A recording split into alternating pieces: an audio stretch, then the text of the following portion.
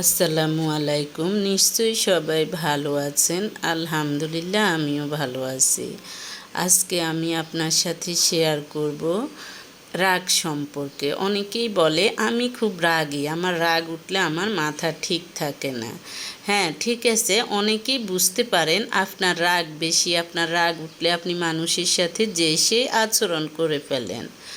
তবে যাদের এই ধরনের অভ্যাস আছে তাদের উদ্দেশ্যে বলি, তারা দেখা যায় যে যতই ভালো কাজ করবেন আপনার ভালো কাজগুলা ইহকাল এবং পরকালের জন্য মঙ্গলজনক হবে না। আপনি দেখা যায় যে ইহকালে অর্থাৎ বেঁচে থাকা অবস্থায় আপনি আপনার আত্মীয় স্বজন বা প্রতিবেশী সবাইকে অনেক কিছু গিফট করেন, দান করেন, দূরের মানুষের অনেক করতেছেন, কিন্তু আপনার রাগ উঠলে আপনি দেখা যায় যে এমন আচরণ করেন, তখন আপনার খারাপ আচরণটাই মানুষের মনে দাগ কেটে যায়। দেখা যায় যে এটা নিয়ে যত বেশি ভাববে, কষ্ট পাবে, ততই আপনার প্রতি ওই মানুষের তরফ থেকে এক ধরনের অভিশাপ বর্ষিত হয়।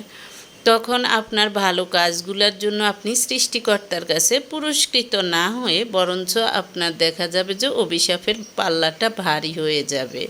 তাই এই ধরনের মানুষের উদ্দেশ্যে বলছি, আপনি আপনার রাগকে কন্ট্রোল করবেন যেই সব উপায়ে, কারণ এই রাগ আপনার ঈমান এবং আমল দুটোকেই ধ্বংস করে ফেলবে। এবং আপনি দেখা যায় যে আপনার যখন মন ভালো থাকে তখন আপনি কাউকে অনেক কিছু দিচ্ছেন, আবার আপনার কিছুর থেকে কিছু হলে আপনি খুব খারাপ আচরণ করেন। এই ধরনের মানুষ কখনো কিন্তু মানুষের কাছে প্রিয় হতে পারে না। দেখা যায় যে তাদের প্রিয় হওয়াটা হয় ক্ষণিকের জন্য।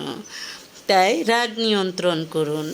নিজেকে প্রিয় মানুষ হিসেবে অন্যদের কাছে ভালো রাখতে যেসব কাজগুলো করবেন, প্রচণ্ড রাগের সময় একদম চুপ হয়ে যাবেন, কয়েক মিনিট মাটির দিকে তাকিয়ে থাকবেন, তারপর গভীর শ্বাস নেবেন 10 মিনিট পর্যন্ত।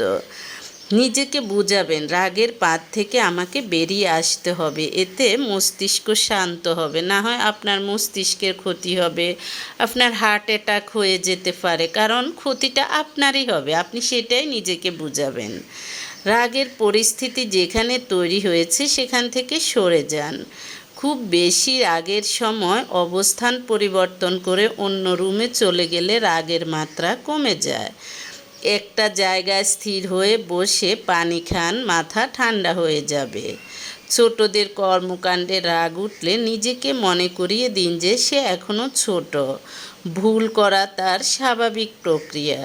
তারা ভুল ক্ষমা সুন্দর দৃষ্টিতে, তাদের ভুলটা আপনি ক্ষমা সুন্দর দৃষ্টিতে দেখা উচিত। রাগের সময় মাথা গরম হয়, সাথে রক্তের